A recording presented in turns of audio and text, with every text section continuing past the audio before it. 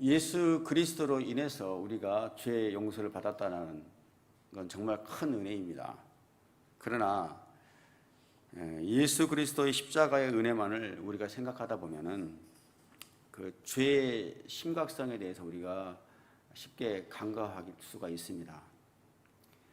그래서 무슨 죄를 짓더라도 우리가 죄를 짓고 나서 회개만 하면 죄 용서를 받는다.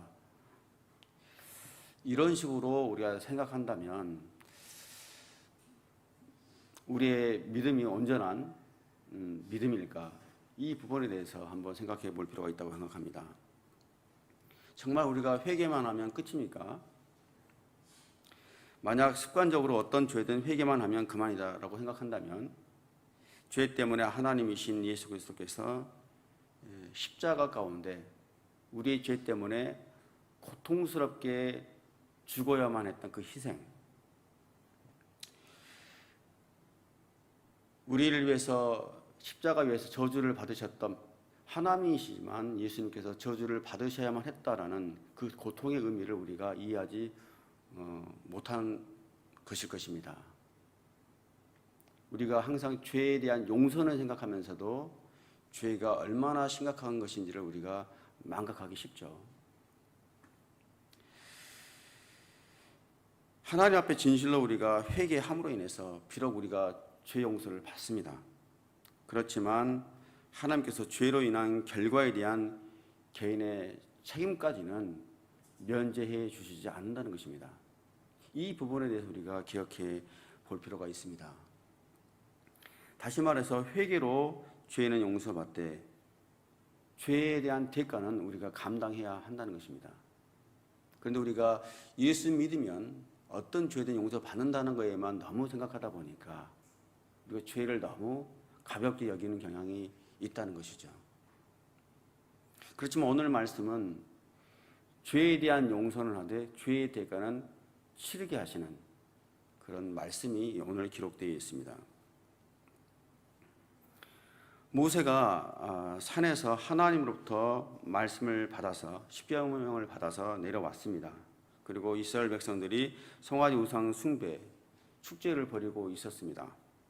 그래서 순간적으로 화가 치밀었죠. 그래서 손에 들고 있던 두 돌판을 산 아래로 던져서 산산조각 내버립니다. 그래서 어떻게 된 일인지 형 아론에게 물었습니다. 그랬더니 백성들 탓으로만 돌면서 변명을 계속 늘어놓습니다. 문제는 모세가 사태를 수습을 해보려고 해도 백성들이 아예 통제가 되지 않았다는 것입니다. 그래서 모세의 말을 전혀 들으려고 하지도 않습니다. 백성들이 이런 성적으로 타락하고 또 금송아리상 앞에 경배를 드리며 축제를 벌이고 있었어요. 그래서 여기저기 집단, 폭동, 난동들이 벌어지고 있었습니다. 그래서 도저히 통제가 되지 않았습니다. 통제 불능 상태였습니다. 이때 출애굽한 이스라엘 백성들에 대한 소문은 이방 민족들에게 널리 알려져 있었던 상황이었습니다. 그래서 주변 나라들도 이집트에 있었던 10가지 재앙 그리고 홍해 심판 사건들을 다 알고 있었어요. 그래서 하나님에 대해서 굉장히 두려움을 갖고 있었던 상황이었습니다. 그런데 이스라엘 백성들이 하나님을 섬기기 위해서 이집트에서 시내산까지 왔음에도 불구하고 나와서조차도 우상숭배를 하고 있었으니까 이런 어처구니 없는 상황 속에서 얼마나 모세가 화가 났겠습니까? 정말 이 상황을 보고 모든 대적들, 원수들 앞에서 정말 웃음거리밖에 되지 않는 상황이었던 것이죠. 그래서 26절, 27절 함께 보겠습니다. 제가 한번 읽어보겠습니다. 모세는 이것을 보고 진영 입구에 서서 누가 여호와 쪽에 서겠느냐 내게로 오라고 이렇게 말합니다. 그러자 레위 아들들 모두가 모세 앞에 모여들었습니다. 모세는 레위 아들들에게 말했습니다. 이스라엘의 하나님 여호와께서 말씀하신다. 모든 사람은 옆에 칼을 차고 진영 이 끝에서 저 끝까지 두루 다니면서 각자 자기 형제와 친구와 이웃을 죽이라 이렇게 명령을 합니다. 누가 여호와 하나님 쪽에 서겠냐? 내게 오라 이렇게 명령을 합니다. 하나님 편에 설지 아니면 하나님을 떠나서 우상 숭배를 계속 하면서 살지 선택하라는 것이죠.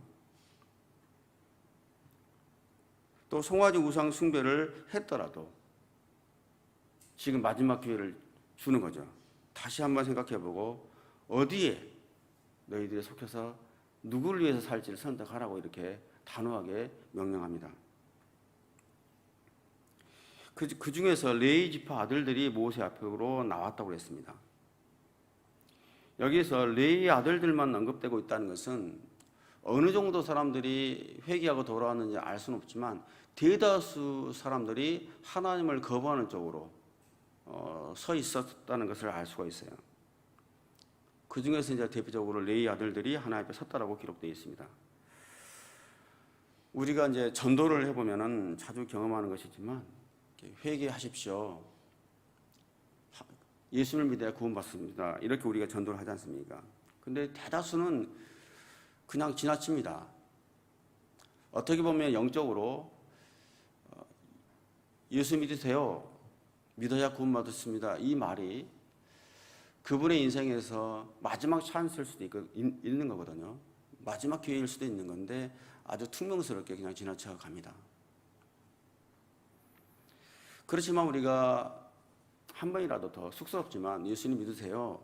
예수님 믿어야 구원받았습니다. 이렇게 우리가 하는 것은 대다수의 사람들이 우리의 그 전도하는 거에 대해서 그냥 퉁명스럽게 반응하더라도 그 중에 한 사람, 그 많은 사람들 중에서 한 사람이 레위 아들처럼 돌아온 사람들이 있기 때문에 한 번이라도 더 용기를 내서 전도를 하는 것이죠. 우리 교회 이제 성도님들 중에서는 이제 전도 폭발 세미나를 듣는 분들이 계세요. 요즘 이렇게 코로나 시대에 대면하기도 힘들고 전도하는 것조차도 생각하지 못하는 상황인데 우리 성도님들 중에서는 전도 폭발 세미나를 들으시면서 전도 훈련을 받고 계시더라고요. 그걸 보면서 제가 참 많은 도전을 받았습니다. 저분들 마음속에는 정말 예수님이 계시는구나. 예수님이 아니고서야 어떻게 전도 폭발 훈련을 받으면서 매주 그렇게 역에 가서 전도를 하실까? 정말 저분들은 예수님을 믿는 사람들이구나. 예수의 마음이 저들한테 있구나. 저는 그거를 느꼈습니다. 그래서 정말 전도 폭발 훈련 받고 계신 분들 정말 주님의 이름으로 축복하고 싶고 또 전도하는 모든 그런 작은 또 어떤 면에 영적으로 큰 것이죠. 그런 하나하나의 섬김 속에서 영적인 그런 생명의 열매들이 꼭 맺어지시기를 정말 기도하겠습니다. 정말 진심으로 감사드립니다. 모세가 레위 아들들에게 명령을 합니다. 옆에 칼을 차고 진영으로 들어가서 이쪽 끝에서 저쪽 끝까지 두루 다니면서 형제든 친구이든 이웃이든 모조리 죽이라 이렇게 명령을 합니다.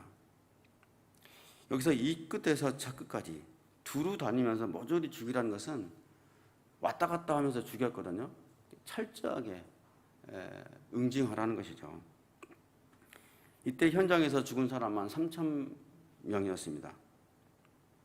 이 사람들은 이제 하나님께 돌아설 기회를 줬음에도 불구하고 끝까지 돌아오지 않은 사람들이었던 것이죠. 이런 사람들에게는 더 이상의 관용이 의미가 없었던 것입니다. 우리가 기회가 있을 때마다 끝까지 포기하지 않고 또 계속해서 전도를 해야 하지만 그럼에도 불구하고 돌아서지 않는다면 결국 심판 위에 무슨 방법이 있겠습니까? 저도 이전까지 저도 개인적으로 믿지 않는 가족이 있어서 전도를 하고 지금도 전도를 하고 있습니다만은 또 알고 지내는 분들을 주변들을 위해서 기도를 하면서 전도를 합니다. 그러면 이제 기도를 할 때마다 항상 하나님께 제가 기도드릴 때 하나님 예수님 믿게 해 주십시오. 불쌍히 여겨 주십시오. 이런 기도를 제가 합니다. 근데 요즘에 이제 그 출애굽기를 묵상을 해서 그런지 몰라도 하나님 뭐 우리 주변 분들도 그렇습니다만은 저분들을 지옥불에서 건져 주십시오. 믿지 않으면 지옥불입니다. 이렇게 좀 원초적인 기도가 나옵니다. 조금 더 다급하게 기도가 되더라고요.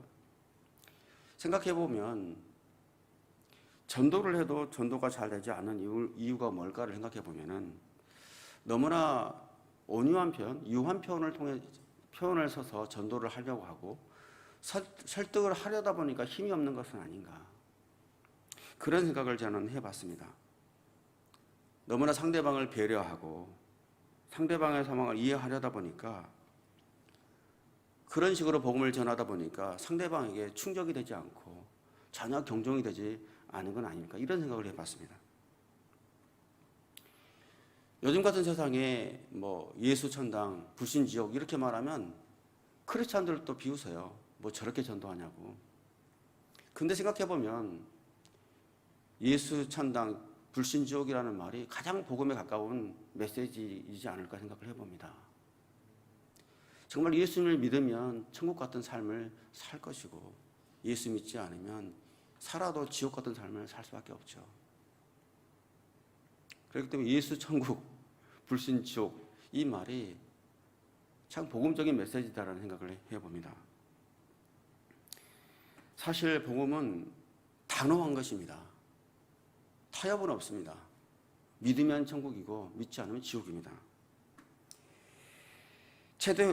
초대 교회에서 예수님과 사도들이 전한 복음이 그 당시에는요, 사람들에게는 아주 충격적인 메시지였다는 것을 우리가 기억해 볼 필요가 있습니다.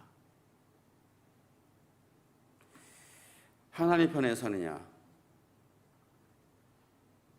죄의 지배 속에 사탄의 편에 서느냐, 이 갈림길에 있는 거거든요.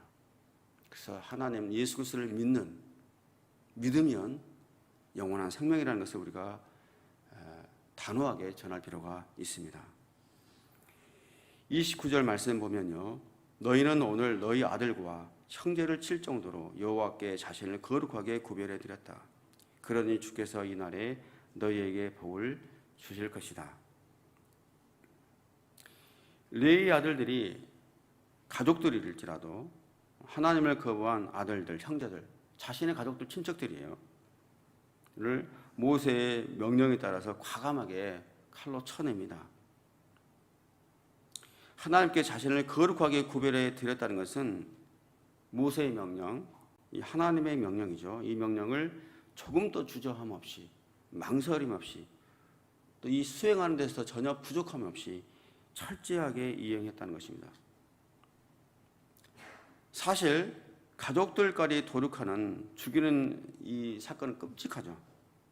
그렇지만 사사로운 감정을 내세우지 않고 하나님의 명령에 철저히 순종해서 형제들조차도 죽였습니다.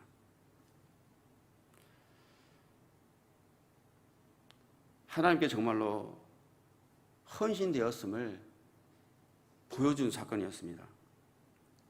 형제가 형제를 죽이는 일들, 이거는 인간의 이치로 이해할 수 없는 일들이죠. 이보다 잔혹한 일들이 어디 있겠습니까? 그러나 하나님 앞에서는 그 어떤 것조차도 타협을 할 수가 없다는 거예요. 단호한 결정과 결단이 필요하다는 것입니다. 예수님께서도 마태복음 12장 48절에서 50절 말씀에 누가 내 어머니고 내 형제들이냐?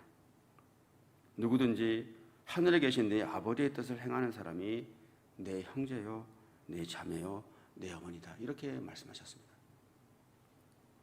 하나님이냐, 세상이냐, 가족이냐, 이것을 선택하기란 누구나 쉽지 않아요. 모두가 우리에게 너무나 소중합니다. 이 땅에 사는 동안 이 관계 속에서 살아가야 하는 게 우리의 현실입니다. 그러나 먼저 하나님과의 관계를 바르게 하지 않고서는 다른 관계를 온전하게 유지할 수 없을 뿐만 아니라 그런 관계를 유지한들 그것은 하나님을 거부하는 죄 이상은 아닙니다. 하나님과의 관계를 바르게 하지 않고 가족들과 세상 사람들과 잘 지낸다고 한들 그것은 죄를 짓는 것 이상의 의미가 없다는 것이에요. 그래서 믿음에는 분명하고 단호한 결단이 필요한 것입니다. 하나님께서 철저히 하나님께만 헌신한 레위의 아들들에게 복을 주십니다. 어떤 복입니까? 이 축복은 12지파 중에서 특별히 이제 선별되어서 하나님의 성막, 하나님의 성전에서 하나님과 가장 가까운 위치에서 하나님을 섬기는 축복을 주시죠. 레위 아들들에게. 레위 아들들도 많은 죄를 지었습니다. 그 전에. 그렇지만 하나님께 분명한 헌신과 결단을 한 이 족속들을 하나님께서 하나님을 가깝게 섬기는 축복을 주신 것이죠. 죄를 철저하게 끊어내는 이런 단호함, 또 믿음의 결단으로 또 하나님께 오늘도 우리 헌신을 결단하고 나아가는 저와 여러분들이 되시기를 예수 그리스도의 이름으로 축복합니다. 다음으로 31절과 32절의 말씀을 함께 읽겠습니다. 시작. 그리하여 모세는 여호와께 돌아가 말했습니다. 오, 이 백성이 엄청난 큰 죄를 지었습니다. 자기들을 위해 금으로 신을 만들었습니다. 그러나 이제 그들의 죄를 용서해 주십시오. 용서해 주시지 않으신다면 부디 주께서 기록하신 책에서 내 이름을 지워 버리십시오. 이제 모세가 산으로 올라갑니다. 백성들의 죄 용서를 구하기 위해서 올라가는 것이죠. 이렇게 말합니다. 하나님, 백성들이 큰 죄를 지었습니다. 백성들의 죄를 용서해 주십시오. 용서해 주시지 않는다면 생명책에서 내 이름을 지워 버리십시오. 우리가 위대한 중보자, 지도자 모세 하면 이 구절을 떠올리곤 합니다. 생명책에서 내 이름을 지워 버리십시오.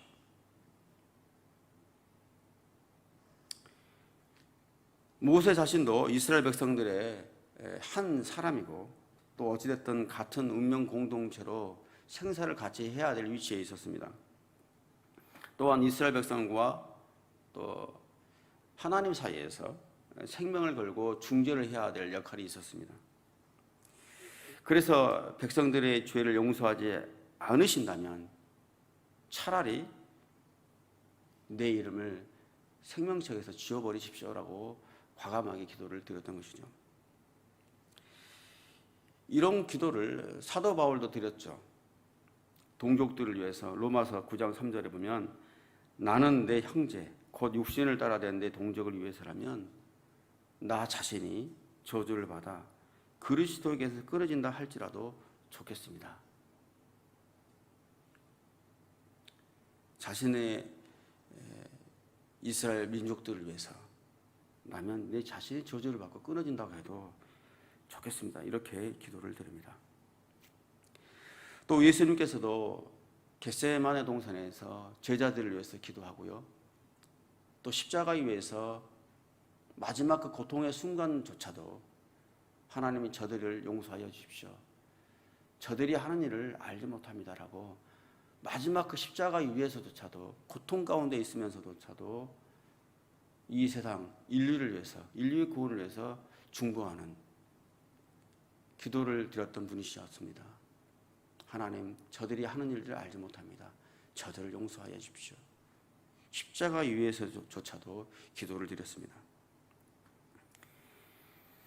여러분, 이것을 생각해 봤을 때 누가 이 일본 민족과 우리 한국을 위해서 기도하겠습니까?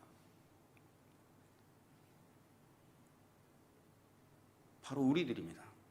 모세와 사도 바울처럼 우리의 위대한 중보자이신 예수님의 심정으로 일본과 한국, 이 나라와 민족의 구원을 위해서 목숨을 걸고 또 아침마다 새벽마다 일본 민족을 축복하며 기도하는 저와 여러분들 되시기를 예수님의 이름으로 축복합니다. 마지막으로 33절에서 35절 말씀 읽겠습니다. 시작. 여호와께서 모세에게 대답하셨습니다. 누구든 내게 죄를 지은 사람은 내 책에서 지워버릴 것이다. 자, 너는 가서 이 백성들을 내가 말한 곳으로 이끌어라. 보아라, 내 천사가 너보다 앞서서 갈 것이다. 그러나 내가 때가 되면 그 죄로 인해 그들을 징벌할 것이다. 그러고 나서 여호와께서 이 백성들에게 전염병을 내리셨습니다. 아론과 백성들이 만든 그 송아리상 때문이었습니다. 아주 중요한 메시지입니다. 범죄한 형제들과 이웃까지 죽이는 이런 과감한 어떤 단죄, 그리고 모세의 생명을 건 중보기도로 이스라엘 백성들은 전멸을 면했어요. 멸절당할 뻔했는데 간신히 면했습니다. 그러나 분명한 것은 죄에 대한 벌까지는 면제되지 않았다는 것이에요. 그래서 35절을 보면 전염병을 내려주시죠. 이유는 분명하게 기록되어 있습니다. 아론과 백성들이 송아지 우상을 만들어 섬긴 죄 때문이었다고 분명하게 기록되어 있습니다. 죄는 용서하되 죄에 대한 벌은 하나님께서 분명하게 하셨다는 것입니다. 오늘 메시지에서는 이것을 기억을 우리가 했으면 좋겠습니다. 그러나 약속의 땅을 주시겠다고 하시는 하나님의 약속은 처리하지 않으셨습니다. 가나안 땅을 주시겠다는 약속은 처리하지 않으셨습니다. 무슨 얘기입니까? 죄에 대한 용서는 하셨다는 거예요. 우리가 예수님 믿겠습니다. 죄를 짓고 난 다음에 우리 영혼은 구원을 받습니다. 그렇지만 그 죄에 대한 벌은 반드시 받게 된다는 것입니다. 그래서 하나님께서 약속의 땅으로 인도하다가 목이 곧은 백성들을 혹시나 죽일까 해서 천사들을 보내서 적과 꿀이 흐르는 땅으로 인도하시겠다고 말씀하십니다. 죄를 지은 백성들에게 끝까지 하나님께서 약속을 주시고 이스라엘 백성들에 대한 자비하심, 또 인내하심, 또 배려하심을 보여주시는 것이죠. 그러나 전염병을 내려서 심판하셨다는 거예요. 여러분, 하나님이 어떤 분이십니까?